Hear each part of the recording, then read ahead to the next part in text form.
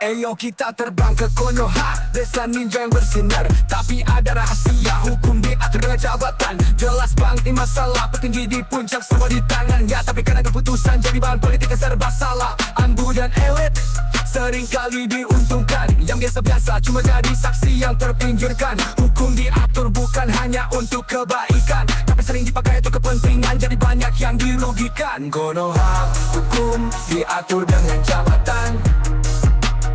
Yang punya kekuasaan pasti punya keuntungan. Struktur ini bikin yang kecil jadi tertekan. Di Konoha, hukum sering hanya jadi permainan. Klan-klan yang berkuasa dapat banyak keistimewaan, sedangkan yang kecil cuma dapat ketidakadilan. Aturan sering diputar balik sesuai kebutuhan. Jabatan di atas bikin hukum jadi acuan yang membingungkan. Kita lihat petinggi bicara tentang keadilan, tapi kan ada keputusan bikin rakyat jadi bingung. Jabatan dan posisi jadi alat untuk mengatur. Hukum di Konoha kadang-kadang jadi alat untuk berkuasa dan berkuatir. Konoha, hukum diatur dengan jabatan. Yang punya kekuasaan pasti punya keuntungan. Struktur ini bikin yang kecil jadi tertekan.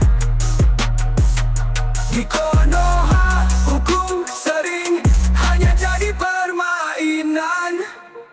Petinggi di atas, semua keputusan ada di tangan. Tapi kadang kebijakan cuma untuk kepentingan. Jabatan jadi senjata bukan untuk keadilan. Di Konoha, hukum sering jadi bahan manipulasi. Konoha, hukum diatur dengan jabatan. Yang punya kekuasaan pasti punya keuntungan. Struktur ini bikin yang kecil jadi tertekan. Di Konoha, hukum sering hanya jadi permainan.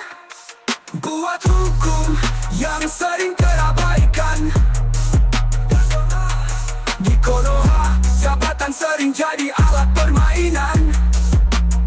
Mari kita buka mata, jangan hanya jadi penonton.